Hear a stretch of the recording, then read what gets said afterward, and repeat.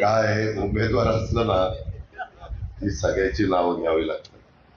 नाहीतर माझं नाव घेतलं नाही, मला विसरला बाबा. तर इथं उपस्थित असणारे सर्व मान्यवर, महायुतीचे सर्व आजी माजी सन्माननीय पदाधिकारी, भाजपा, राष्ट्रवादी काँग्रेस, शिवसेना, रासप, मनसेनी बाहेरनं पाठिंबा दिला ते आमचे मनसे, तसंच आमचे RPI गवई, खरात, कवाडे, त्याचबरोबर सदाभाऊ खोत, भाजप पहिलं घेतलं, रासप घेतलं. अरे काय राहू कसं करत ते सगळे बहुतेक महामोर्चामध्ये सहभागी झालेले सर्वच राजकीय पक्षाचे सन्माननीय आजी माजी पदाधिकारी, माझ्या पंचक्रोशीतील जमलेले प्रतिष्ठित ग्रामस्थ, नागरिक, महिला भगिनी, तरुण वर्ग, पत्रकार मित्र आणि सहकार्य, संपूर्ण देशामध्ये लोकसभेच्या निवडणुकीची धामधूम सुरू आहे.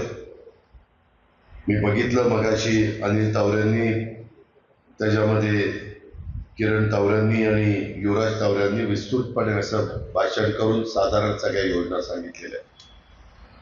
मी आपल्याला जरा वेगळा विषय सांगतो, कारण तुम्ही आम्ही सगळे एका परिवारातले, बारामतीचा परिवार म्हणून गेले अनेक वर्ष आपण एकमेकाला साथ देत आलेलो आहे.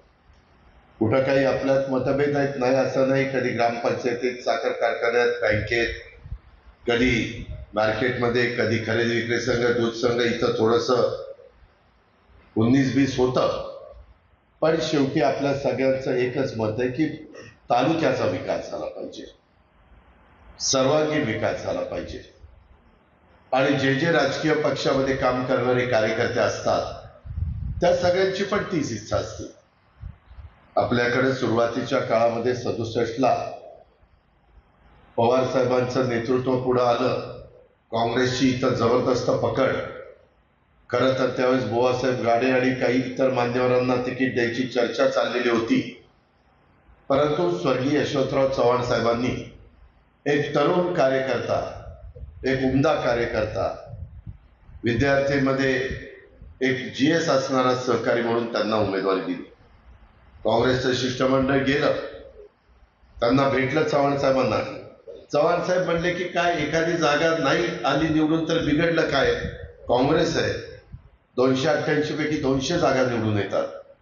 आणि त्याच्यातून त्या निवडणुकीमध्ये आत्ता असणाऱ्या वडीलधाऱ्यांनी जीवाचं रान केलं आणि साहेबांना बाबालाल काकडेंच्या सारखे एक ताकदवान व्यक्ती, कारखान्याचा असणारं राजकीय त्यांना बॅकग्राऊंड, त्यांना पराभूत केलं. तेव्हापासून तालुक्यांनी साहेबांचं नेतृत्व मान्य केलं. इथं असणाऱ्या अनेकांनी जीवाभावानी साथ दिली. चंद्रअण्णा असतील, बाकीचे सगळे असतील, खूप जणांची नावं घेता येतील. काही आज हयात पण नाही आहेत, परंतु त्यांनी पण साथ दिली. ह्या काही इतिहास आपण कुणी विसरलो नाही. कुणाला तरी कुणीतरी संधी दिल्यानंतरच ती व्यक्ती काम करू शकते. आता कुणी बोलतं की अजित पवारांना संधी कुणी दिली, मी मान्य करतो ना, पवार साहेबांनी संधी दिली, राजीव गांधींनी संधी दिली, तुम्ही तुमचं पवित्र मत दिलं, त्याच्यामुळे मला संधी मिळाली. इथं बसणाऱ्या प्रत्येक व्यक्तीला कुणी ना कुणी संधी दिलेली आहे, कुणी ना कुणी त्यांच्या डोक्यावर आशीर्वाद ठेवलेले. तरच ज्याची पाठी कोरी असती त्याला अरे तुला काहीच अनुभव नाही, तुला काही संधी द्यायची असं झालं तर नवीन माणसाला कधी संधीच मिळणार नाही. आणि त्यामुळं त्यांना जशी संधी मिळाली तशी मला संधी मिळाली. परंतु संधी मिळाल्यानंतर काम करावं लागतं. 67ला आमदार झाल्यानंतर 72ला साहेबांना राज्यमंत्री केलं. वसंतराव नाईकांच्या मंत्रिमंडळामध्ये चव्हाण साहेबांनी सांगितलं. लगेच 75ला कॅबिनेट मंत्री केलं. त्याच्यानंतर 77च्या निवडणुका आल्या. तिळपुढे इंदिरा काँग्रेसचे प्रमुख होते, आपले चव्हाण रेड्डी काँग्रेसचे प्रमुख वसंतदादा पाटील होते. दादा अतिशय तळागाळातल्या माणसांना मदत करणारी व्यक्ती, सगळ्यांना नावानिशी ओळखणारी व्यक्ती, सर्वसामान्यांचे प्रश्न समजणारी व्यक्ती, स्वातंत्र्य सेनानी. दादांना बंदुकीची गोळी लागलेली खूण दादा हयात असेपर्यंत दादांना ती दंडावर दिसत होती, ते दादा ब्रश करत असेल तरी देखील लोक दादांना सोडायचे नाही, तिथं जाऊन दादांना काम सांगायचे. एवढं लोकांना येणं जाणं एकदम सगळ्यांना खुला दरबार असायचा. आम्हाला ते सगळं शिवाजी गाडे आपला अमरावतीतला तो माझा क्लासमेट, तो दादांच्या कसा जवळ गेला कुणास ठाऊक, पण तो दादांचं मला अनेक गोष्टी सांगायचा की कशा प्रकारचं ते व्यक्तिमत्व आहे. परंतु सरकार चांगलं चाललेलं असताना, यशवंतराव चव्हाण साहेबांचा विरोध असताना, ज्यांना चव्हाण साहेबांनी मानसपुत्र म्हणून मानलेलं होतं, त्यांचा विरोध होता तरी सरकार पाडलं. मुख्यमंत्री झाले, पोलोदची मदत घेतली, एस.एन. जोशींनी आशीर्वाद दिले, राजाराम बापू पाटील त्या मंत्रिमंडळामध्ये होते, मस्काव काँग्रेस म्हणून शंकरराव चव्हाण मंत्रिमंडळामध्ये आले, इतर अनेक दिग्गज नेते, गोविंदराव अधिक, पदमसिंह पाटील, विनायकराव पाटील, खूप जणांची मी नावं सांगू शकतो. तुम्हाला पण तो इतिहास माहिती आहे. त्यावेळेस 78च्या निवडणुकीमध्ये 78 का 79ला त्यामध्ये जिल्हा परिषदेच्या निवडणुका लागलेल्या होत्या. त्यावेळेस गोविंदराव प्रचाराला पण आपल्या बारामतीमध्ये आले होते. मी राजकारणात होतो, मी त्यावेळेस कॉलेजमध्ये होतो, परंतु मला राजकारणाची कुठेतरी आवड होती. प्रश्न समजून घ्यायचे, कोण काय बोलतोय, कोण काय भूमिका घेतोय, हा माझा पहिल्यापासून थोडासा स्वभाव होता. आणि ते झाल्यानंतर 78ला मुख्यमंत्री झाले. लोकांनी वेगवेगळ्या प्रकारचे आरोप केले. रामटेक बंगल्यावर मीटिंग होती, सुरेश तिथं फोन आला चव्हाण साहेबांचा फोन घेतला गेला नाही. किसनवीर सुरेश वीरांचे वडील सातारचे, त्यांनी फोन घेतला. चव्हाण साहेबांना ते अतिशय अधिकारवाणीने बोलायचे, चव्हाण साहेब आता आम्ही मुख्यमंत्री पद घेऊन पुलत स्थापन करण्याचा निर्णय घेतला. ते साहेबांना अरे तुरे म्हणायचे, आता ते तुमच्याशी बोलणार नाही, आणि फोन 10 दिवशी आपटला. लोक माझ्या सांगतीमध्ये त्या पुस्तकामध्ये हे सगळं लिहिलेलं आहे. मला जे काही आता बोललं जातं, अजित पवारनी गद्दारी केली, काय मी गद्दारी केली? मी आज साठीच्या पुढे गेलो तरी मी सगळं ऐकत आलो. ज्या ज्या गोष्टी जुन्या लोकांना माहिती आहे, स्वर्गीय वसंतराव पवार माझे सगळ्यात मोठे चुलते, गोविंदराव पवार आणि शारदाबाई पवारांचे सुपुत्र वकील प्रख्यात होते. प्रचंड वकिली चालत होती. सगळं घराणं शेतकरी कामगार पक्षाचं होतं, आणि त्यावेळेस शेतकरी कामगार पक्षामध्ये संपूर्ण घराणं, सगळी भावंड साहेब सोडून साहेब प्रचार काँग्रेसचा करत होते. अख्खं घर एका बाजूला होतं आणि साहेब काँग्रेसचा प्रचार करत होते. घरांनी मान्य केलं. अशा घटना काही नवीन नाहीयेत. त्याच्या संदर्भात नंतर 78 ते 80 झालं. 80ला मलाही क्रिकेटची आवड आहे, क्रिकेटचा सामना बघत होतो. काहीतरी मॅच चाललेली होती, साहेबांना पण आवड, साहेब पण होते, काकी होत्या, आणि तिथं फोन आला दिल्लीवरून प्राईम मिनिस्टर इंदिरा गांधींचा. आणि त्यांना साहेबांना फोन दिला. साहेबांना त्यांनी सांगितलं टी अंजय्या का कोणतरी, टी अंजय्या नाही, ते अख्खी पार्टी घेऊनच काँग्रेसमध्ये आले. ते बिहारचे मुख्यमंत्री कोण? नाही, कर्पूरी ठाकूर नाही, टी अंजय्या पण नाही, भाऊ नाही, भजनलाल, थोडा वेळ लागला, पण भजनलालनी अख्खं मंत्रिमंडळ घेऊन काँग्रेसमध्ये आले. तशा प्रकारची भूमिका तुम्ही घेणार का?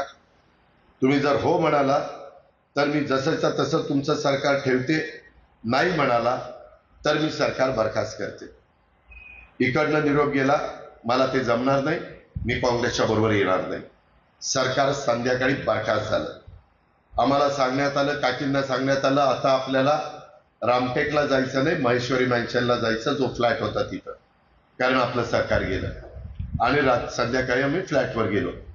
अशा पद्धतीची ती घटना.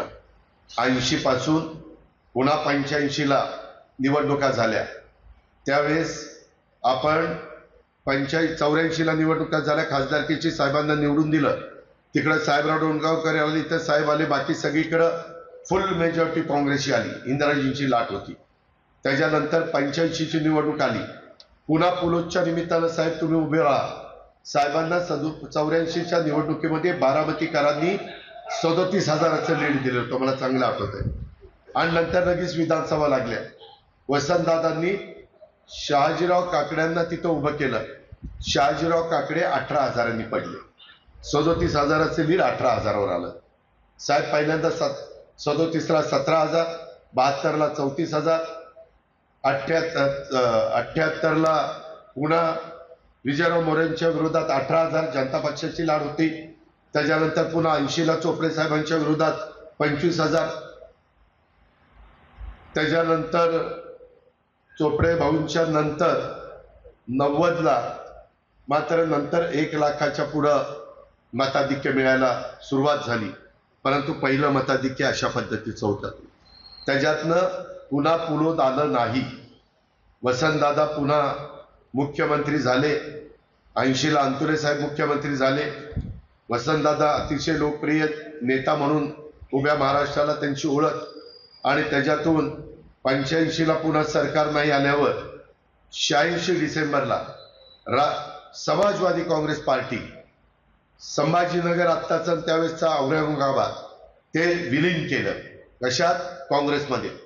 आणि ते विलीन झाल्यावर कदाचित साहेबांची राजीव गांधींची काही चर्चा झाली आणि राजीव गांधींनी सांगितलं तुम्ही काही वेळ थांबा, मी तुम्हाला 1.5 वर्षामध्ये मुख्यमंत्री करीन. 86 नंतर 87, 88 जुलैला पवारसाहेब मुख्यमंत्री झाले. पक्ष काँग्रेसमध्ये विलीन करून मुख्यमंत्री झाले. त्याच्यानंतर हे झाली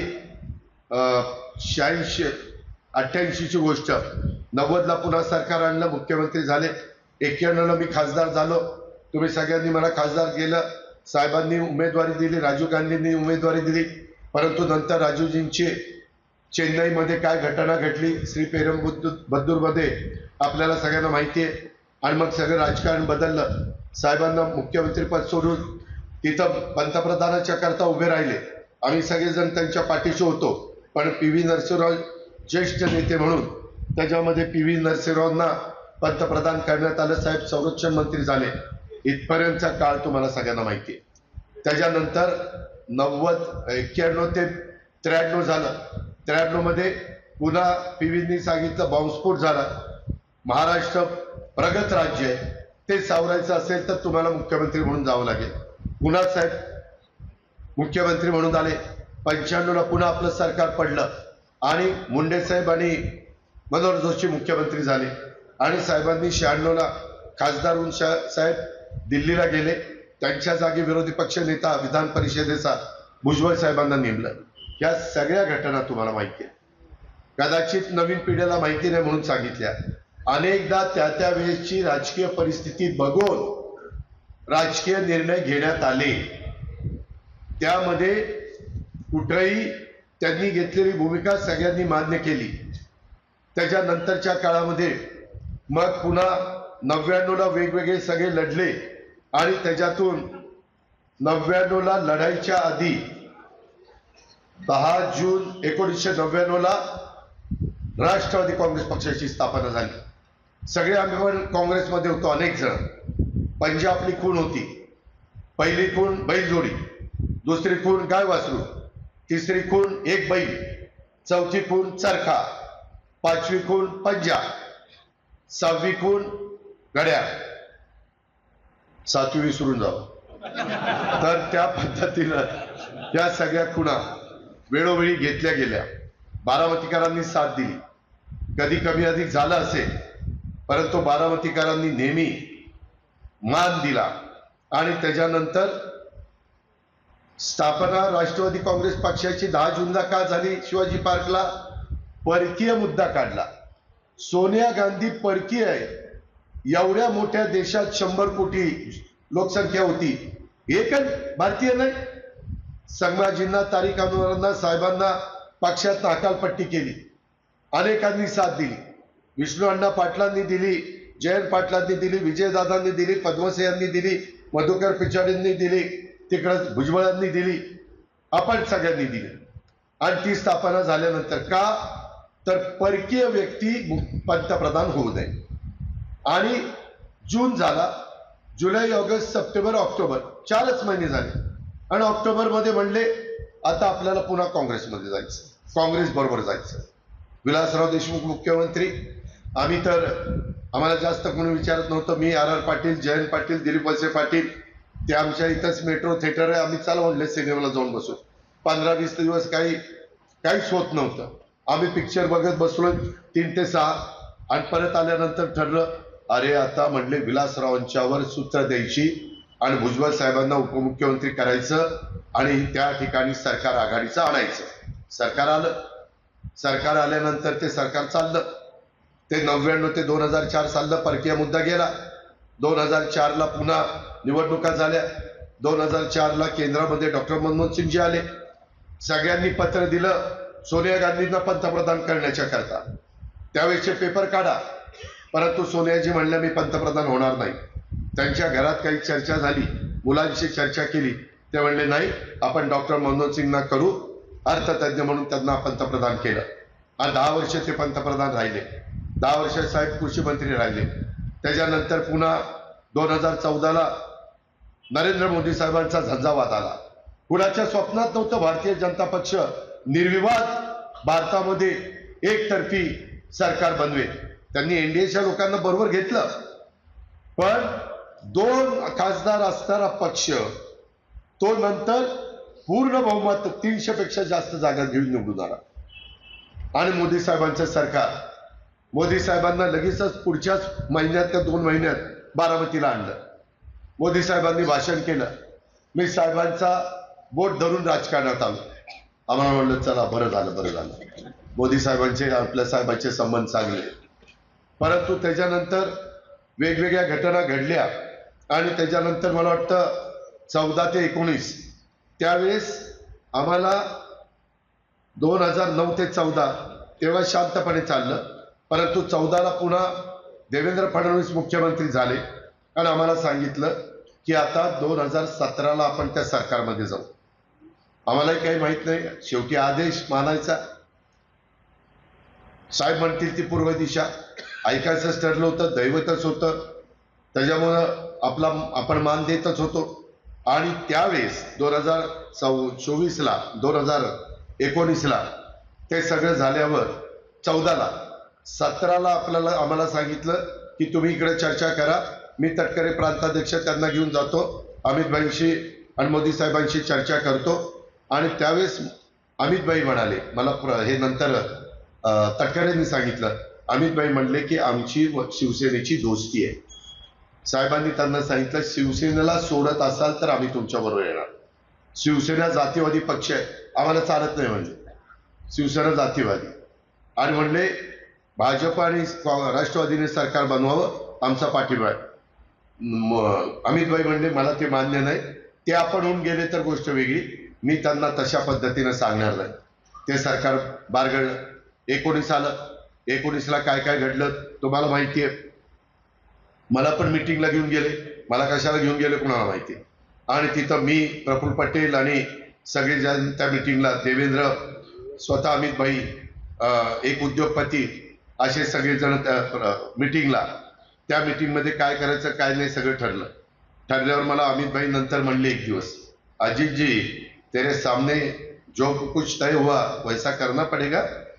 हमें पिछला अनुभव अच्छा नहीं देखने को मिला असं त्यांनी मला सांगितलं.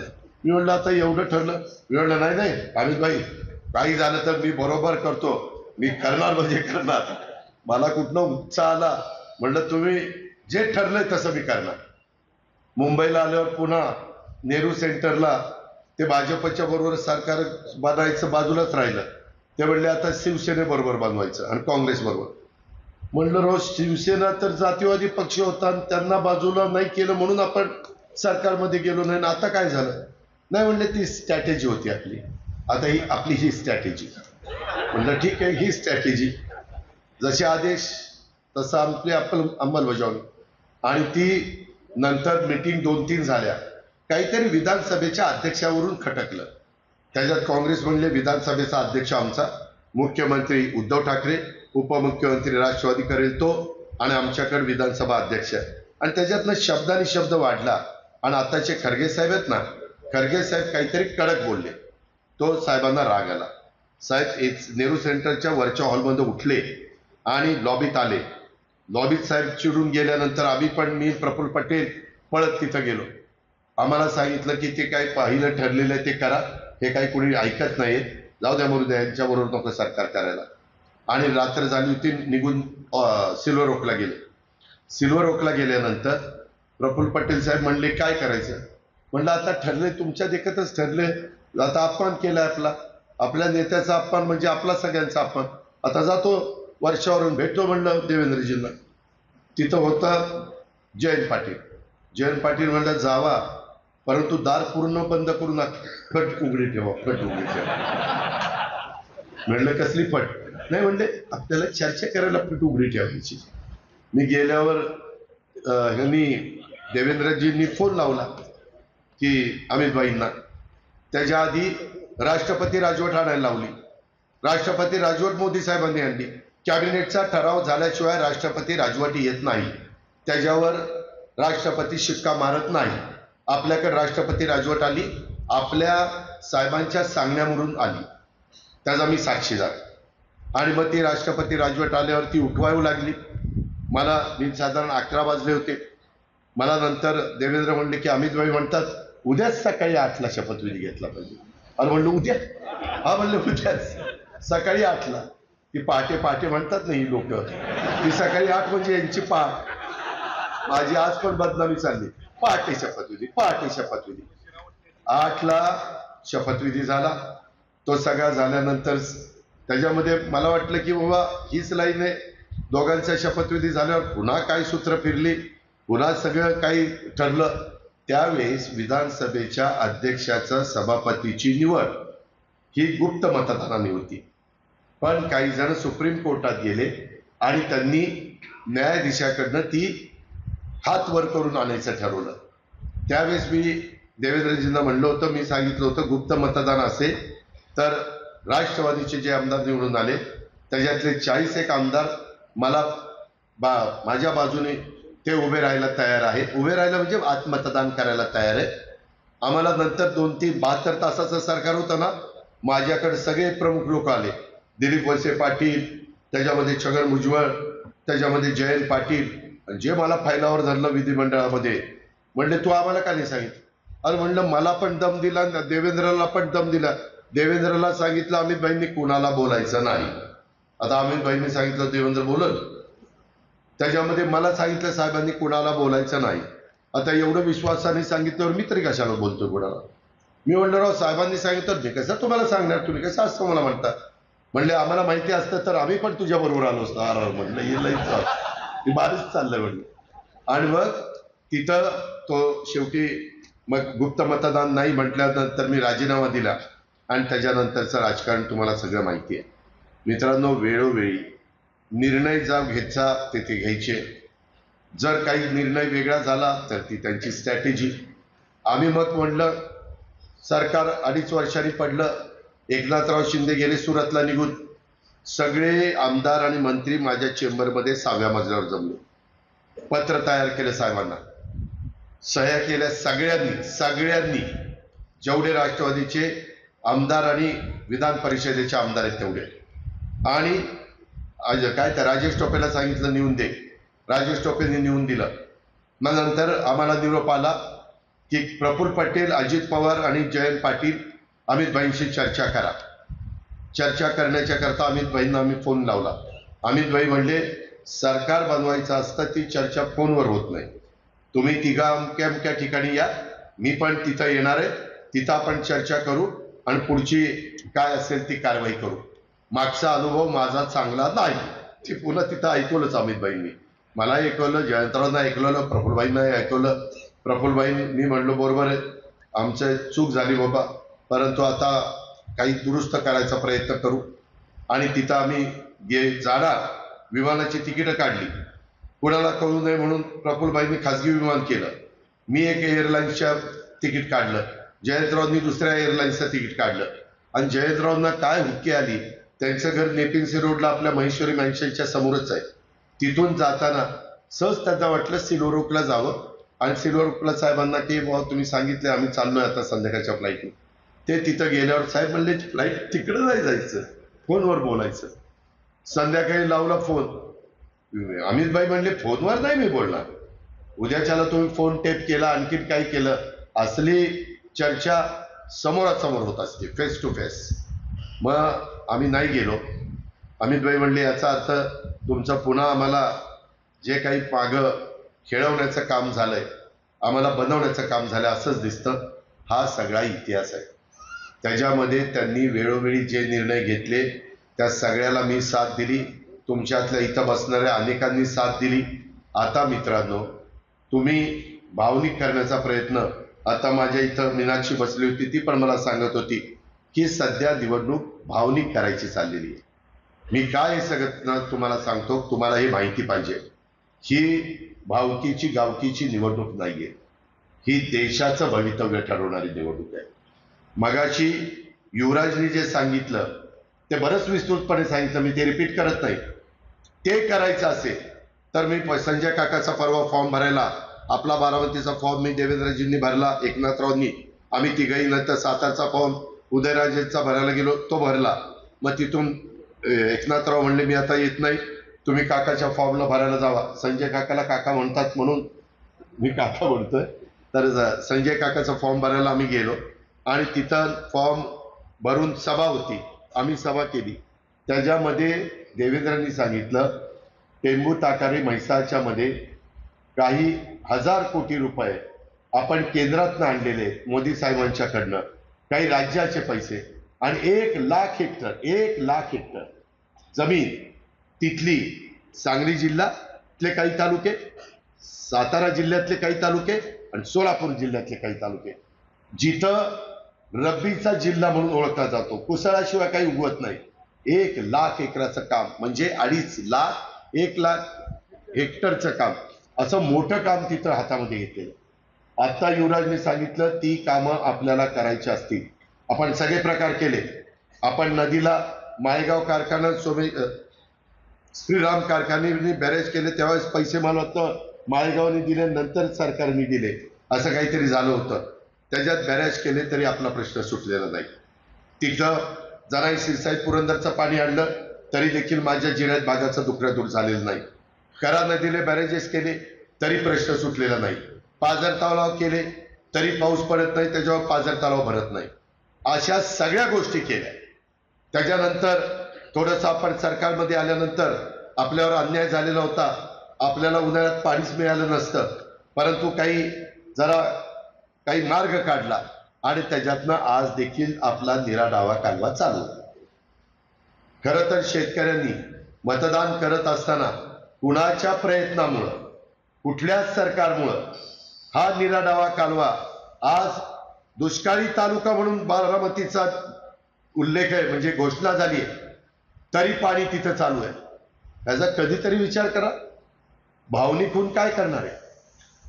सगळं ऊसाचं पाचट झालं असतं, वाट लागली असती. मगाशी सांगितलं ती गोष्ट खरी आहे की कितीतरी पटीनं क्षेत्र वाढलंय आणि त्याच्यामुळं ताण येतो. पूर्वी 20-25 दिवसाला पाटा सुटायचा, तो 50 दिवसाला 60 दिवसाला गेलाय. कारण कुणाचं पाणी बंद करतात? आपलेच दात आणि आपलेच ओठ, आपलेच कार्यकर्ते, आपलेच शेतकरी, कुणाला थांबू? आणि त्याच्यामुळं आपल्याला विहिरीचं ओव्हरफ्लोचं पाणी उचलल्याशिवाय, आपल्याला तिकडचं गुंजवणी तिथलं पाणी त्या पुरंदर तालुक्यात त्यांचं बांधून बंद पाईपलाईननं आणल्याशिवाय, आपल्याला मुळशी धरणाचं पाणी हे वीज तयार करायच्या ऐवजी पिण्याच्या करता पुण्याला देणं आणि खडकवासल्याचं पाणी वाढवून बारामती तालुका, इंदापूर तालुका, दौंड तालुका, हवेली तालुका, पुरंदर तालुका यांना पाणी त्या ठिकाणी देणं हे करावं लागणार आहे.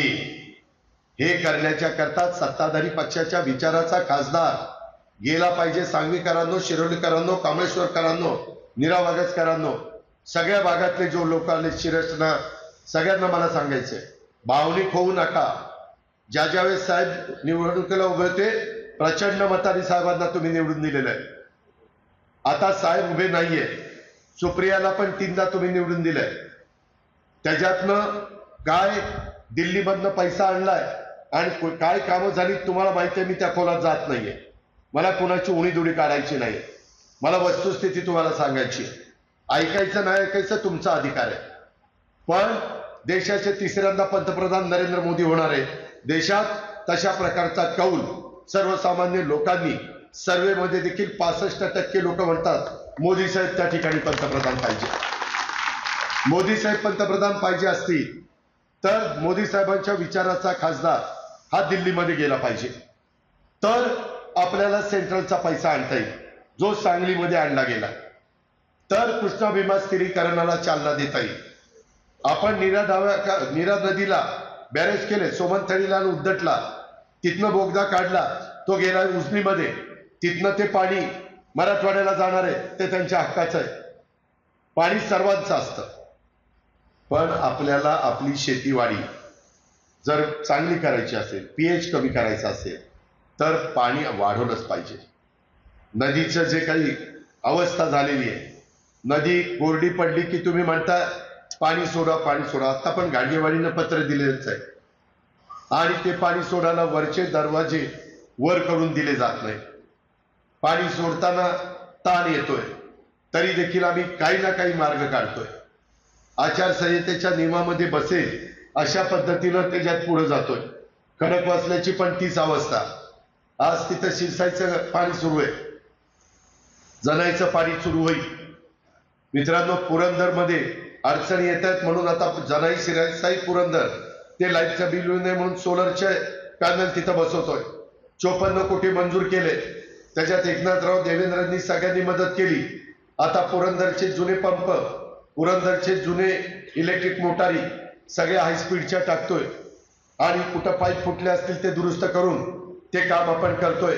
तिथं जर सगळा गाळ येतोय, बाटल्या प्लास्टिकच्या येत आहेत, प्लास्टिकचा कागद येतोय, घाण सगळी पुण्याची येते, ती न येण्याच्या करता तिथं काही वेगळी सिस्टीम आपण करतो. जिथं जॅकवेल आहे तिथं त्याच्याही संदर्भातलं टेंडर काढले. आचारसंहिता संपल्यावर ते सुरू होईल. केटीवेलची पण सगळी टेंडर काढलीत, आचारसंहिता संपल्यानंतर सुरू होती. ही सगळी कामं तुमच्या समोर बोलणारा अजित पवार का करू शकला की मी जुलैमध्ये एकनाथराव शिंदे आणि देवेंद्र फडणवीसांच्या सरकारबरोबर गेलो, आपण सरकारचे घटक झालो म्हणून निधी आपल्याला मिळतोय, म्हणून ही कामं होत आहे. तुमचा अजित पवार कालवा सल्लागार समितीचा तिथं अध्यक्ष झाला. त्याच्यावर कुकडीचं पाण्याचं वाटप, त्याच्यावर चासकमळ, त्याच्यावर नीरा देवघर गुंजवणी भाटघर वीर ते पाण्याचं वाटप, नीरा डावा कालवा, उजवा कालवा, खडकवासला कालवा, कुकडी कालवा, घोडचं धरणं, हे सगळं आपल्या हातामध्ये आलं आणि आपण सगळ्यांना न्याय देण्याचा प्रयत्न करतोय. पण त्याच्यातनं आपण थोडस बारामती इंदापूर आपला असल्यामुळं आपण त्याच्यातून काही क्लुप्ती लढवली आणि तिथं अख्खा उन्हाळा कॅनलचं पाणी चालू ठेवलेलं आहे. त्याच्यात लोक फार समाधानी आहेत असा माझा दावा नाही, कारण भरणी निघायला वेळ लागतोय. ऊन आज 42 होत आहे, दुपारी कडक उन्हाळा आहे. आज आत्ता अण्णा पण भाषण करणार होते पण त्यांना थोडासा त्रास उन्हाचा जाणवला, त्याच्यामुळे त्यांनी ते ठिकाणी बोलले नाही. नाहीतर पुन्हा उद्या ब्रेकिंग न्यूज, अण्णा सभेला आले पण अजितच्या सभेमध्ये अण्णा बोललेच नाही. त्यांचा सोशल मीडिया लय भारी आहे, त्यांना काही जमत नाही पण सोशल मीडियामध्ये बातम्या सोडणं जमतंय. त्याच्यामुळं गैरसमज करून घेऊ नका. अण्णांनी मला रंजन काका सांगत होते, माळेगावला सभा केली, पंढरात सभा केली, वेगवेगळ्या भागामध्ये अण्णांनी सभा केल्या, हे पण आपल्याला सगळ्यांना माहिती आहे. आज आम्ही मोदी साहेबच्या सारखा धडाडीचा नेता, दूरची दृष्टी असणारा नेता, व्हिजन असणारा नेता, जागतिक पातळीवर देशाची शान वाढवणारा नेता, 317 कलम रद्द करणारा नेता, कुठेही हू की चू होऊ न देणारा नेता, कायदा सुव्यवस्था चोख ठेवणारा नेता. त्याच्या संदर्भामध्ये रामलल्लाचं मंदिर 500 वर्षात कुणी बांधू शकलं नाही, ते देखील कुठलाही सरकारचा पैसा न घेता लोकवर्गणीतनं बांधून देणारा नेता. अशा कितीतरी ओळख तुम्हाला सांगता येतील. मित्रांनो, इथं बसलेले आपले कामेश्वर, लाटत, शिरवली, निरावगज हे केटीवेरच्या दुरुस्तीकरता देखील निधी मंजूर केलेला आहे. मला मध्ये काहींनी सुचवलं की त्याच्याऐवजी बॅरेजमध्ये त्याचं रूपांतर करा. केटीवेरचं रूपांतर बॅरेजमध्ये आम्ही ट्रायल बेसवर मराठवाड्यामध्ये केलेलं आहे. आपली नीरा नदी तापीसारखी, गोदावरीसारखी मोठी नाही. आपल्याला ती काही ठिकाणी उथळ आहे, त्याच्यामुळं तिथं बॅरेज करायचं म्हटलं तर खर्च आहे. परंतु आम्ही जिथं बॅरेज केलाय तो सक्सेस झाला. तशा पद्धतीनं आपण बॅरेजमध्ये करू, म्हणजे बटनावर वर खाली इथं बॅरेजमध्ये छोटं धरण, तिकडची बॅरेज मोठे, तापी नदीचे 2 TMCचे, 1.5 TMCचे, माझ्या गोदावरीचे पण मोठे. आम्ही नाथसागर पासून बाबरी बॅरेज पर्यंत सगळे बॅरेज विलासरावांच्या काळामध्ये त्या ठिकाणी केले. या पद्धतीनं आपल्याला करावं लागेल. आपण सगळे प्रकार करून बघितले, पण आपण पाण्याच्या बाबतीमध्ये स्वयंपूर्ण झालो नाही. कारण पुण्याला पाणी प्यायला लागतं. कुणी मुख्यमंत्री असेल तर त्यांना तिथं द्यायलाच पाहिजे. पुण्याचं पॉप्युलेशन वाढलंय. हा अजित पवारला तुम्ही 91 साली खासदार केला, त्यावेळेस पुणे पाणी पित होतं 5 TMC. आज पुण्या पॉप्युलेशन वाढल्यामुळं, आजूबाजूची गावं 34 गावाचा समाविष्ट झाल्यामुळं, फ्लोटिंग पॉप्युलेशन असल्यामुळं 5 TMCचं पाणी ह्या आता ते 9 वर्ष ही 24, साधारण 33 वर्षात किती वाढलं? 20 TMC पाणी पुण्याला लागतं. 20 TMC. 15 TMC पाणी कोणाचं गेलं? शेतकऱ्याचं गेलं. 15 TMC पाणी म्हणजे 12 महिने 1.5 लाख एकराला पाणी पुरेल एवढं. 1 TMC म्हणजे 10,000 एकराला 12 महिने पाणी पुरतं. साधं गणित आहे. कारण माझ्याकडे डिपार्टमेंट होता म्हणून मी त्याचा अभ्यास केलेला होता. मित्रांनो, ह्या सगळ्या गोष्टी आहेत. अजूनही पुणे वाढत आहे. आपल्याही बारामतीचे कुठे ना कुठे परिस्थिती चांगली झाली. सांगलीतला असला तरी तो बरेला बारामतीत फ्लॅट घेतोय. बारामतीचा फ्लॅट घेऊन झाला तरी परिस्थिती, पैसे शिल्लक राहिले तो पुण्यात फ्लॅट घेतोय. अनेक पुणे जिल्ह्यातल्या 13 तालुक्यातले पुण्यामध्ये फ्लॅट आहे. शिक्षणाचं बाहेरघर म्हणून बरीचशी लोक परदेशातली, परराज्यातली, परतालुक्यातली, परजिल्ह्यातली पुण्यामध्ये येतात. सांस्कृतिक राजधानी, रिटायरमेंटचं आयुष्य जगायला कितीतरी जण पुण्यामध्ये येतात. त्याच्यामुळं पुढेही वाढणार आहे. म्हणून आम्ही मध्ये अविनाश सुर्वेंची कमिटी नेमली होती. त्याच्यात राहुल कुल पण कमिटीमध्ये होता. राहुलने पण परवा मला सांगितलं तो अहवाल आलेला आहे. पण त्याकरता टाटाचं पाणी वीज निर्मितीच्या ऐवजी वीज निर्मिती करून समुद्राला जातं खाली कोकणात, त्याऐवजी ते पुण्याला प्यायला द्यायचं आणि वरसगाव खडकवासला 500 टेमघरचं पाणी आपल्या खडकवासल्याला आणायचं कॅनॉलला. हे होऊ शकतं. आणि आम्ही बंद पाईपलाईन मधनं पण खडकवासल्यातनं पुरचुंगीला काढायचा निर्णय घेतला. त्याच्यातनं 2 TMC पाणी वाचू शकतं. याशिवाय गत्यंतर नाही. हे करायचं म्हटलं तर बारामती लोकसभा मतदारसंघाचा खासदार हा मोदी साहेबांना सपोर्ट करणारा गेला पाहिजे. त्याशिवाय केंद्राचा निधी मगाशी युवराजने सांगितलं तसा मिळू शकत नाही. 10 वर्षात मिळाला नाही.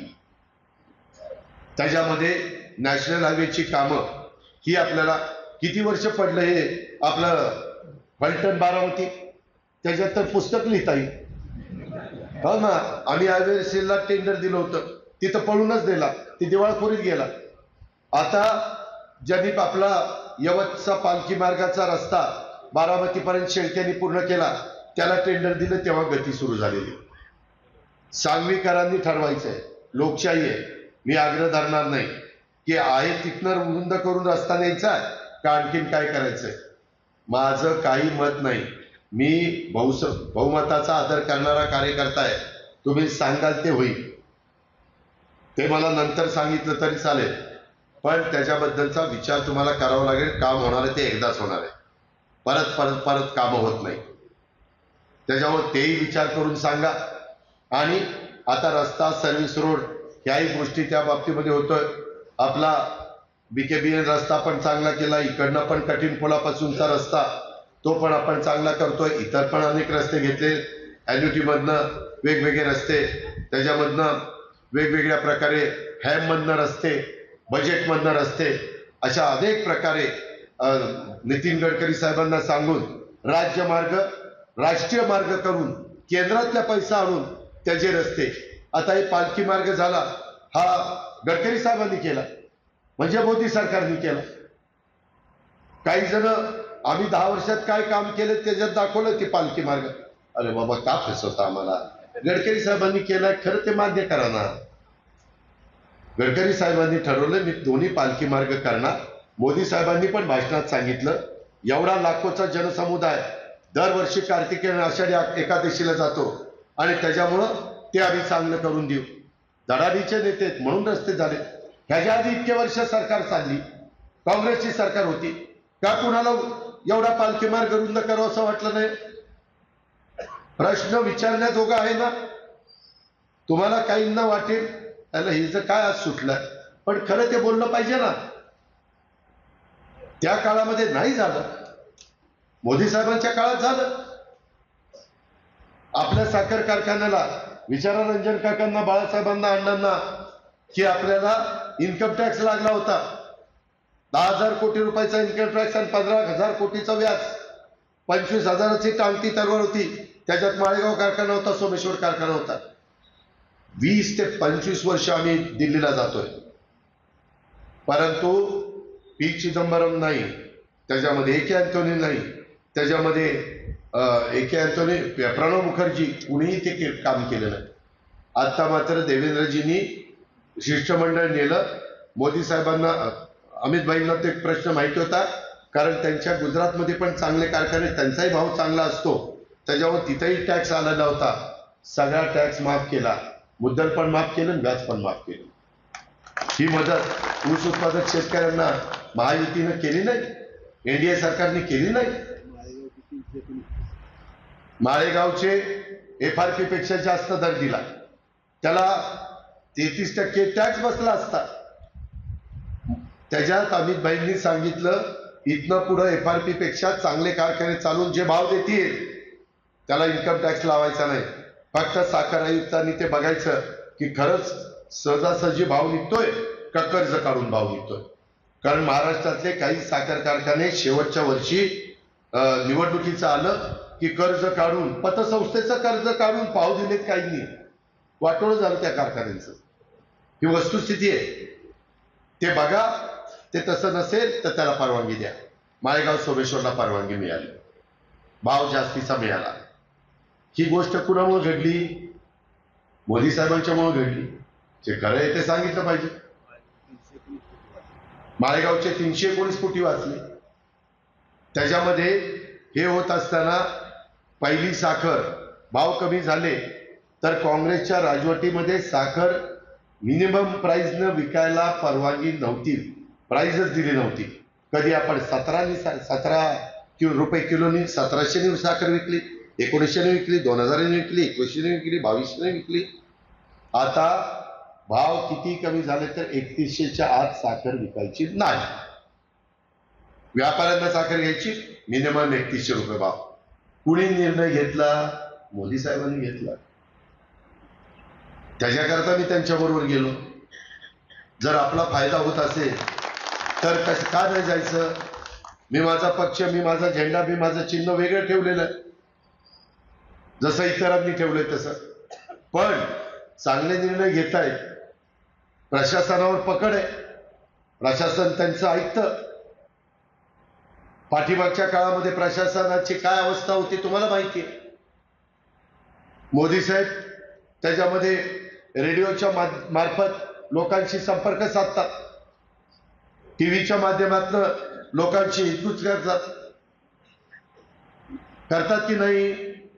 मग हे सगळं होतं तर त्या बाबतीमध्ये आपल्याला अजून आपला हे जे काही प्रश्न मी मांडलेले ते बारामती लोकसभा मतदारसंघातले, त्याच्यात माझ्या इंदापूरचा फायदा, दौंडचा फायदा, बारामतीचा फायदा, पुरंदरचा फायदा, बोरवेलला मुळशीचा पण गुंजवणुकीमुळे फायदा, ह्या सगळ्या गोष्टी होणार आहेत. त्याकरता ही निवडणूक आपल्या प्रपंचाच्या दृष्टीने महत्वाची आहे. त्याचाही विचार सांगवी आणि सांगवीच्या पंचक्रोशीतील जमलेल्या या मतदार बंधू भगिनींनी केला पाहिजे. आता अनेकांना फोन यायला लागले, अनेकांची आठवण यायला लागली. काही काहींच्या घरी 35-35 वर्ष गेले नाही, तिथं पण काही जण जायला लागले. ही वस्तुस्थिती आहे. जाण्याचा अधिकार प्रत्येकाला आहे.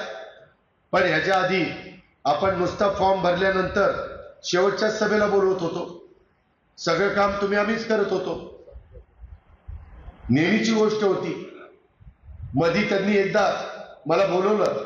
मी खरं ते सांगितलं नाही पाहिजे, पण तुम्ही घरची माणसं आहात. त्याच्यामध्ये त्यांनी सांगितलं की अजित, मी काकींनी म्हणजे ते प्रतिभा म्हणतात, त्यांनी सुप्रियानी निर्णय घेतलेला की 2 मेला किंवा 1 मेला लोक माझ्या सांगतीच्या पुस्तकाचा ॲडिशनलच्या आवृत्तीचं प्रकाशन आहे. त्यावेळेस मी राष्ट्रवादी काँग्रेस पक्षाच्या राष्ट्रीय पदाचा अध्यक्षाचा राजीनामा घेणार आहे. म्हणलं साहेबराव, त्या प्रमुख लोकांना तरी सांगा, जयंत पाटील, भुजबळ साहेब, हसन मुश्रीफ, दिलीप वळसे पाटील, धनंजय मुंडे, प्रफुल्ल पटेल, ही 7-8-10 लोक पहिल्यापासून आपल्या बरोबर आहेत. नाही म्हणले, त्यांना कोणाला नाही सांगायचं, त्याच दिवशी जाहीर करायचं. आणि म्हणलं ह्याच्यानंतर कोण करायचं?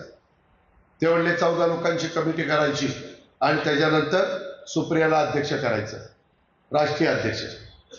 म्हणलं बर, ती 14 लोकात मी पण होतो. आणि त्यांनी जाहीर केलं राजीनामा देतो. म्हणलं मग नंतर काय करणार? ते म्हणले कृषी विकास प्रतिष्ठान, विद्या प्रतिष्ठान, नेहरू सेंटर, रयत शिक्षण संस्था, वसंतदादा इन्स्टिट्यूट, अशा ज्या काही संस्था आहेत, ह्या सगळ्या संस्था मी बघणार आणि त्या पद्धतीनं मी काही तुम्हाला माझा सल्ला लागला तर मार्गदर्शन करणार. म्हणलं ठीक आहे. त्यांनीच सांगितलं, मी नाही सांगितलं. आणि राजीनामा दिला. 2 दिवसांनी तो राजीनामा पुन्हा मागे घेतला. आम्ही कोणी सांगितलं नाही, त्यांनीच घेतला. करायचं काय? मी वागायचं कसं? त्याच्यामध्ये तुम्ही म्हणता राव, ह्या वयात अजितनं सोडायला नको होतं. अहो, पण मी कधीच सोडलं नाही ना. त्याच्यामध्ये मग मी पण आता 60च्या पुढे गेलो ना, मला पण संधी मिळाली पाहिजे ना. माझं मी काय कशात कमी आहे? प्रशासनावर माझी पकड नाही. मी कामात कमी आहे? मी सकाळी आळशासारखा झोपतो? मी काय करतो, काय माझी चूक आहे सांगा ना. त्याच्यामुळं नेहमी आपल्या घरातले लोक वयस्कर झाल्यानंतर पुढच्या पिढीला सूत्र हातात देतात, पण ते 60च्या पुढे देत नाही, ते 30-35लाच देतात. पण आमची फार 60 झाली, आता 64 झालो. ती काळं करतोय म्हणून दिसत नाही. गळ्याच्यात खोटं बोलत नाही. राव, काय थांबायचं म्हणजे किती थांबायचं? माझी पण सहनशीलता आहे. मी पण काम करणारा कार्यकर्ता आहे. मलाही कामाची आवड आहे. जसं मोदी विकास पुरुष आहे, तसं माझ्याही तालुक्यामध्ये मी काहीतरी कामं केलेली आहे. त्याकरता मला आता हे म्हणतात तू एकटा पडला. मी कशाचा एकटा पडलो? आमची पवार फॅमिली एवढी मोठी आहे. तिकडं कोण आहेत? साहेबांची फॅमिली, राजूदादाची फॅमिली, श्रीनिवासची फॅमिली. इकडं कोण आहे? माझी फॅमिली. बाकीच्याच बहिणी म्हणतात ते आम्ही दोघंही आम्हाला सारखे, आम्ही काही प्रचाराला येणार नाही, तुमचं तुम्ही बघा. म्हणून मी सांगितलं तुम्हीच आमचं कुटुंब आहे. त्याच्यामध्ये मी आपल्याला दाव्याने सांगतो, उद्याच्या काळामध्ये 3 टर्मला सुप्रियाची कारकीर्द तुम्ही बघितलेली आहे. आपल्याला रेल्वे बारामतीपासून फलटणला नेता आली नाही. 15, 20, 25, 30 वर्षात नेता आली नाही. केंद्रात आपलं मंत्रिपद असताना पण, तिथं आपलं सरकार असताना विचाराचं तरी, आणि नंतर विरोधी पक्षात राहत असल्यामुळे न्यायचा प्रश्नच नाही. मी मोदी साहेबांना मध्ये सांगितलं, मोदी साहेब ती रेल्वे आमची राहिली हो, ती साऊथला जर जोडली तर एक आमचं दळणवळणाचं सगळीकडे साधन सुरू होईल. मोदी साहेब म्हणले अजित, मी ऑनलाईन मध्ये त्याचं भूमिपूजन करतो. त्यांनी केलं. ते काम आपलं बारामतीकरांचं झालं, फलटणकरांचं पण झालं. त्याचा फायदा पुढच्या अनेक पिढ्यांना होणार आहे. वंदे भारत ट्रेन असेल, उद्या मेट्रो वेगवेगळ्या भागामध्ये सुरू करायचं काम असेल, केंद्राचा वर्ल्ड बँकेचा, जागतिक बँक ह्याचा, जपान गव्हर्नमेंटचा पैसा आणायचा असेल, वेगवेगळ्या योजना राबवायच्या असतील. खूप योजना आहेत, केंद्राच्या पण आहेत तर राज्याच्या पण आहेत. तिथं मला काहींनी सांगितलं की बाबा कर्जमाफी झाली. जरूर साहेबांच्या काळात पी चिदंबरमनी 71,000 कोटीची कर्जमाफी केली. ती देशाची 71,000 कोटीची कर्जमाफी होती. कुणाची? देशाची. आता मध्ये आम्ही विरोधी पक्षात असताना देवेंद्रजींनी कर्जमाफी केली. 35,000 कोटीची कर्जमाफी एकट्या महाराष्ट्र राज्याची केली. 35,000 कोटी. त्या 71,000 कोटीत आपला हिस्सा किती होता? आणि 35,000 कोटीचं केल्यावर पुन्हा आम्ही सरकारमध्ये गेलो, पुन्हा आम्ही कर्जमाफी दिली, 27,000 कोटीची दिली. आम्ही पण दिली ना. संधी आल्यावर माणूस देतच ना. त्याच्यामध्ये 50,000 रुपये जर कोणाचे राहिले असतील तर ती पण तरतूद केलेली आहे. एकनाथ शिंदे देवेंद्रजी म्हणले ते काही जे वेळेत परतफेड करतात त्यांना सवय चांगली आहे, त्यांना देऊन टाका. ARनी नावं पाठवली तर सहकार विभाग तुम्हाला 50,000 रुपये देईल. ही दुधाचे भाव पडले, 5 रुपये अनुदान सुरू झालं. त्याच्या आधी इतके काळ अनुदान कधी कोणी दिलं नव्हतं. कांद्याला मध्ये अनुदान दिलं, सोयाबीन आणि कापसाला 4,000 कोटीची तरतूद करून ठेवली, धानाला अनुदान दिलं. ज्या ज्या वेळेस माझा शेतकरी अडचणीत येतो त्या त्यावेळेस मार्ग काढण्याचा प्रयत्न केंद्राने केला, त्याला जोड राज्यांनी पण दिली. कारण आम्ही पण शेतकरी आहोत ना. तुम्ही जशी शेतीवाडी करता तशी मी पण काटेवाडीला शेतीवाडी करतो. मला वेळ मिळाला तर मी पण रानामध्ये जातो. माझी पण पिकं बरी आहे. जर हे जबाबदारी नसती तर माझी पण मी 100 टनांनी एकरी ऊस काढला असता. आपल्याला आवड आहे, ज्याच्यात लक्ष घालायचं ते चांगलंच करायचं. त्याच्या संदर्भात मी मागेही सांगितलं, संस्था ह्या बाकीच्यांनी सगळ्यांनी काढलेल्या आहेत. मी बारामती तालुक्यातल्या संस्थांचं सगळे सांगितलं, मी रिपीट करत नाही. इतर ज्या संस्था आहेत त्याच्यामध्ये रयत शिक्षण संस्था कुणी काढली? करवैरू अण्णांनी काढली. वसंतदादा शुगर इन्स्टिट्यूट कुणी काढली? वसंतदादा पाटलांनी काढली.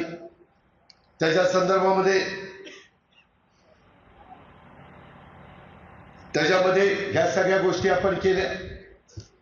त्या संदर्भामध्ये संस्था काढल्या तरी बारामतीकरांनो त्या संस्था पुढच्या पिढीला पण चांगल्या चालवाव्या लागतात. आज तुम्ही महाराष्ट्रात बघा, काहींनी काढलेल्या संस्था पुढच्या पिढीला, त्याच्या पुढच्या पिढीला नाही चालवता आल्या, आजारी पडल्या. सलाईन लावलंय त्यांना. आपल्या इथं तसं नाही झालं. आपलं माळेगाव, सोमेश्वर दूध संघ, खरेदी विक्री संघ, market committee, Baramati bank, PDCC bank चांगल्या संस्था आहेत. कुठेही काही अडचणीत नाही. काही किरकोळ झालेलं असेल तर ते चर्चा करून बसून मार्ग काढू. पण ही गोष्ट माझ्या पंचक्रोशीतील जमलेल्या सहकाऱ्यांनो लक्षात ठेवा, 10 वर्षात मोदी साहेबांच्या काळात जातीय दंगली झाल्या नाही. झाल्यात का? नाही झाल्या. 10 वर्षात. माग 5 वर्ष राजीव गांधी पंतप्रधान होते. बोफोर्सचा आरोप झाला की नाही 5 वर्षात? डॉक्टर मनमोहन सिंगजी पंतप्रधान होते. 10 वर्षात कोल माईनचा आरोप झाला की नाही? 2Gचा आरोप झाला की नाही? सुप्रीम कोर्टात मॅटर चालली की नाही? देशात आणि जगात बदनामी झाली की नाही? या गोष्टी लक्षात घ्या ना. 10 वर्षात मोदी साहेबांच्यावर एवढा देखील शिंतोडा त्यांच्या सदऱ्यावर उडला नाही. एक देखील ठिपका उडला नाही. एकही भ्रष्टाचाराचा आरोप त्यांच्यावर झाला नाही. झाला का? जे खरंय ते मानलं पाहिजे ना. मी मोदी साहेबांचं वकीलपत्र घेतलं नाही, पण मी खरं सांगणार, कारण तुम्ही मला तुमचं नेतृत्व दिलेलं आहे.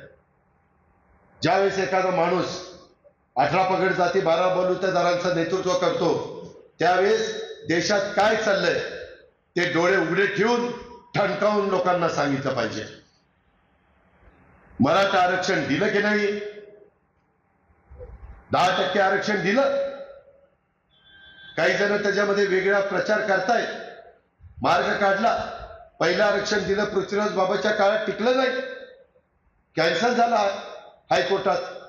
दुसरं आरक्षण देवेंद्रजींनी दिलं, हायकोर्टात टिकलं, पण सुप्रीम मध्ये नाही टिकलं.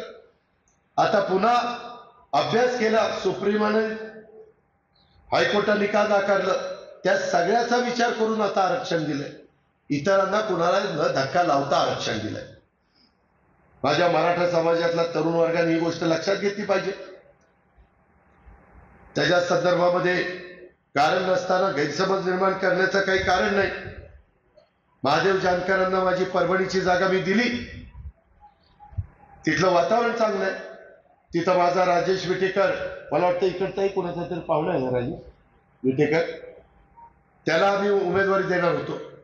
तो निवडून आला असता, पण सोशल इंजिनिअरिंग करण्याच्या करता आम्ही त्याला उमेदवारी महादेव जानकर साहेबांना दिली.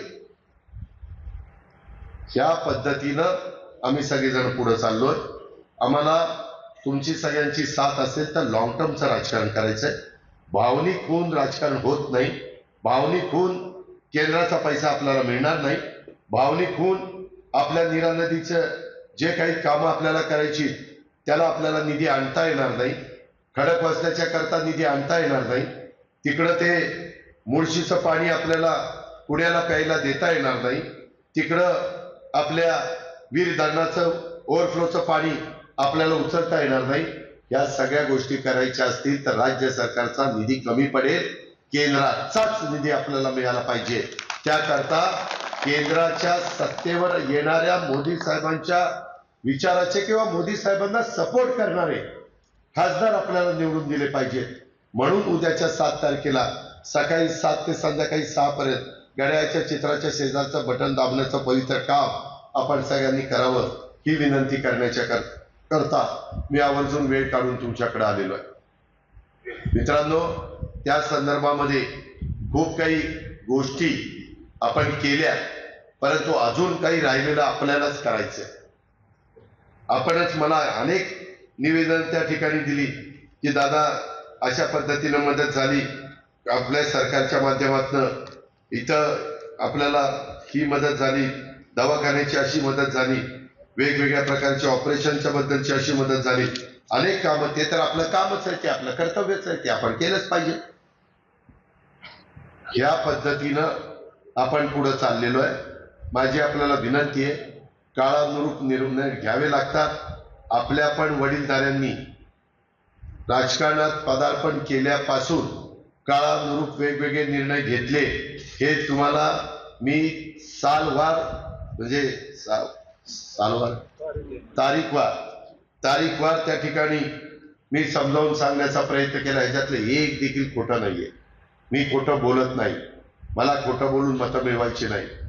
मी आपल्या घरातली सगळी माणसं म्हणून मी तुम्हाला सांगितलेलं आहे. त्याच्यामुळं तुम्ही या सगळ्याचा बारकाईनं विचार त्या ठिकाणी करा. लोकांची अडचण होतीये. अनेकांना आता इकडे देऊ का तिकडे देऊ असं पंचायत झाली. मित्रांनो,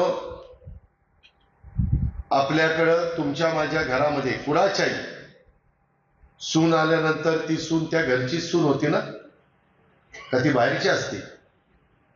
इथं मीनाक्षी त्याच्यामध्ये 20 वर्षापूर्वी त्या किरणच्या बरोबर लग्न करून त्या तावऱ्यांची सून झाली.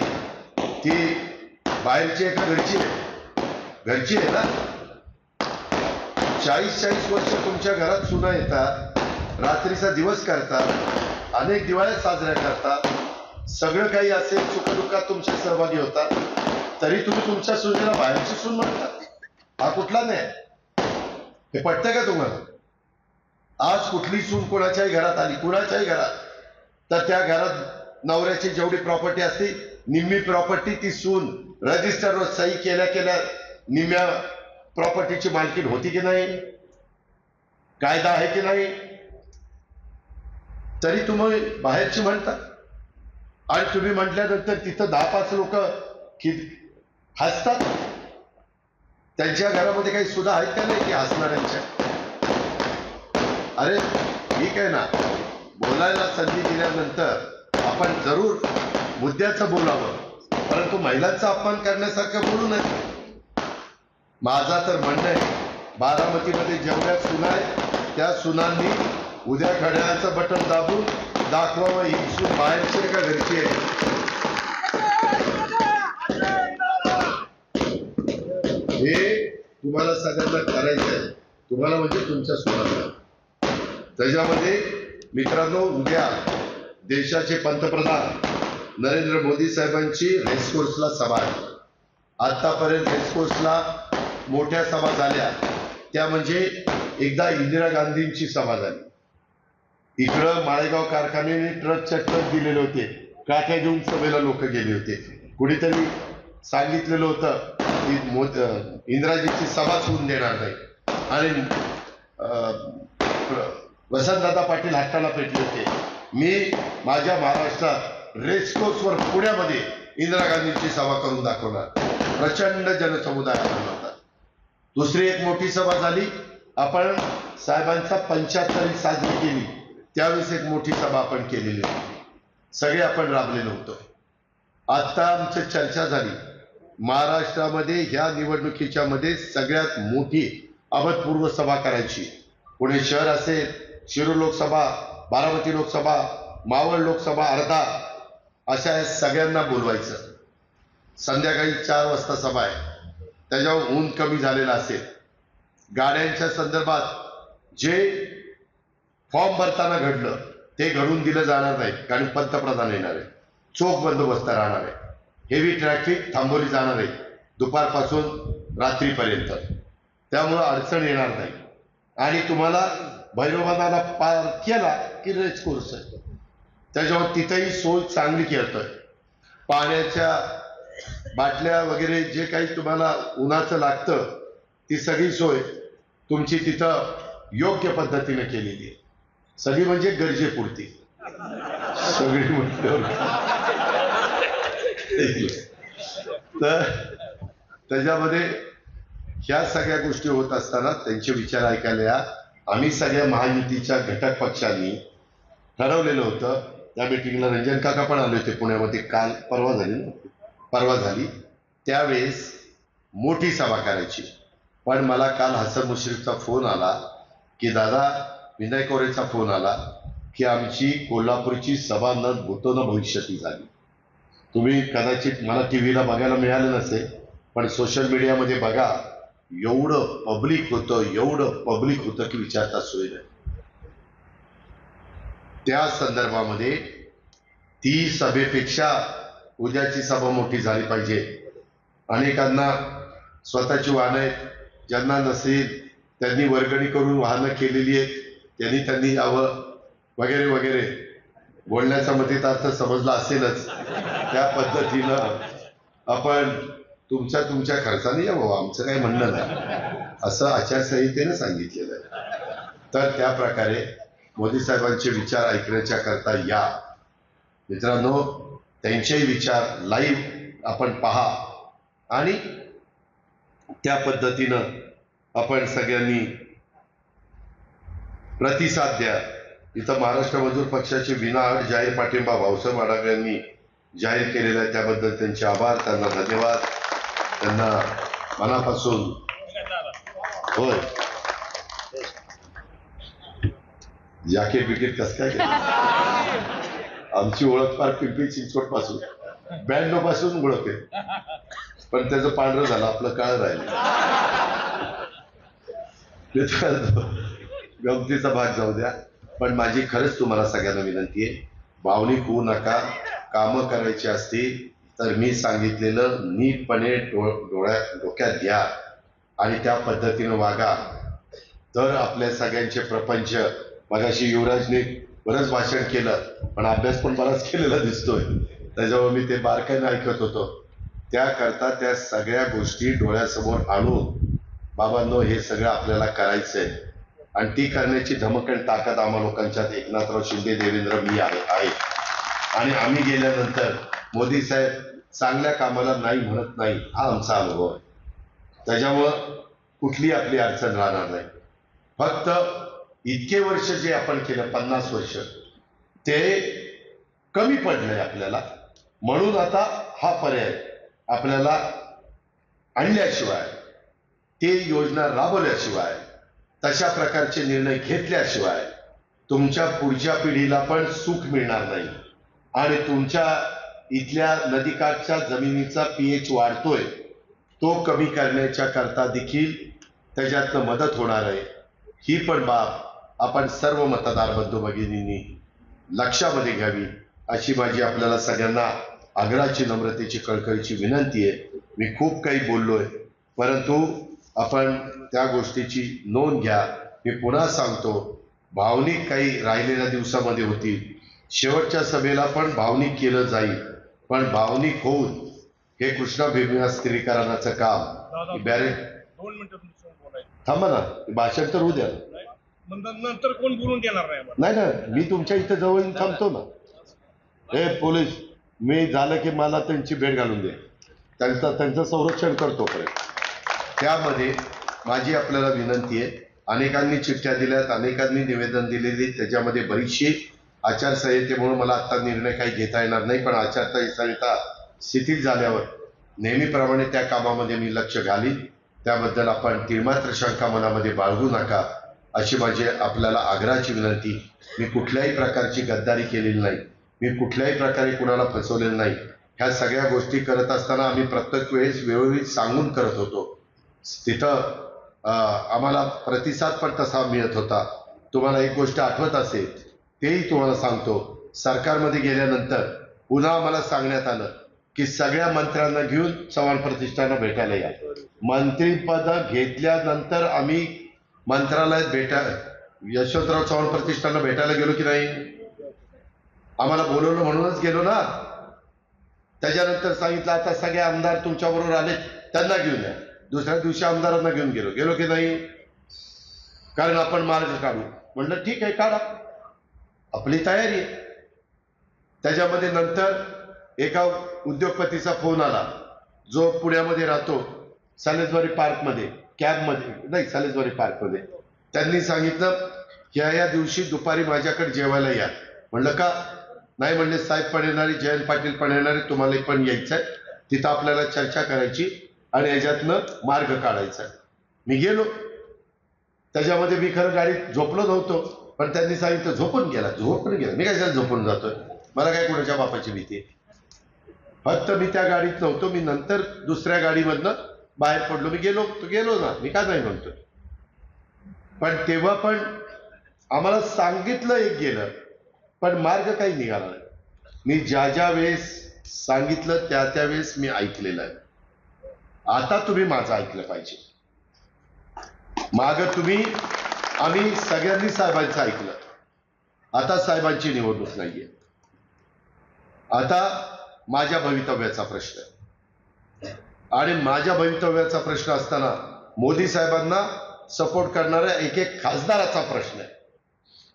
वाजपेयी साहेबांचं सरकार एका मताने पडलं होतं.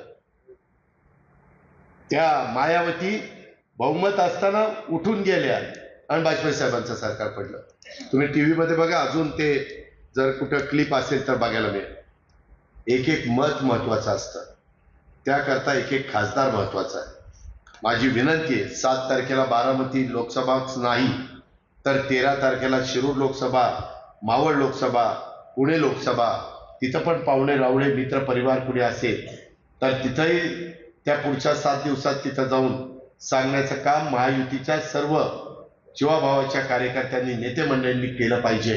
आणि प्रचंड मोठ्या प्रमाणावर प्रतिसाद देऊन जे काही संविधान बदलण्याचं सांगतायत ते दादांत खोटं आहे, घटना बदलण्याचं सांगतात दादांत खोटं आहे, निवडणुकाच होणार नाही, कदापि अशक्य आहे, ते शक्यच नाही, अशा पद्धतीच्या ह्या सगळ्या गोष्टी आहेत.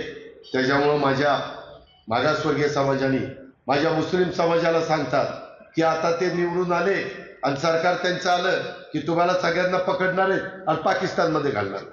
काय तिच्या पटल्यासारखं बोलत राहू. आज ती संख्या 30 कोटी 40 कोटी 30 कोटी तर नक्कीच आहे. असं कधी करतायत का आपण शेवटी सगळे भारतीय आहोत, हा विचार सगळ्यांनी मनामध्ये ठेवा. आणि त्या पद्धतीनं आपण उद्याच्या कुठल्याही भूलतापाला बळी न पडता, कुठल्याही भावनिक मुद्द्याला बळी न पडता आपण घड्याळाच्या चित्राच्या शेजारचं बटन दाबण्याचं काम महायुतीच्या सर्व घटक पक्षांनी आणि त्यांच्या कार्यकर्त्यांनी, नेत्यांनी आणि सुज्ञ मतदार बंधू भगिनींनी करावं, हीच आपल्याला सगळ्यांना आग्रहाची नम्रतेची कळकळीची विनंती करतो. आणि मी सांगितलेली पुढच्या 5 वर्षाच्या करता आम्ही जे सांगतोय ते तुम्ही केलं तर तुमचे 5 वर्षाच्या करता हा सगळा निधी आणून ती कामं मार्गी लावण्याच्या करता मी आणि आमचे महायुतीचे सगळे एकनाथराव शिंदे, देवेंद्रजी, आम्ही कुणी कमी पडणार नाही हा शब्द देतो. एबीपी माझा, उघडा डोळे बघा नीट.